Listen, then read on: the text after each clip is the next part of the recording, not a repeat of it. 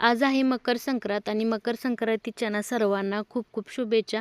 तर आज ना सर्वांच्याच घरी बघा पुरणपोळी बनवली जाते, पुरणपोळीचा नैवेद्यसुद्धा बनवला जातो।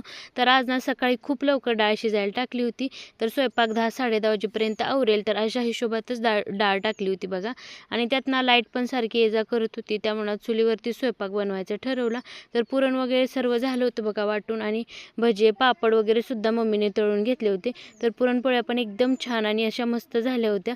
पण त्याच्यानंतर एवढ्या लवकर स्वयंपाक आवरला, पण नंतर ना कॅलेंडरात बघितलं तर नंतर कळलं की 3च्या नंतरच ववसायचं आहे, म्हणजे हळदी कुंकू जे आहे ते 3च्या नंतरच आहे।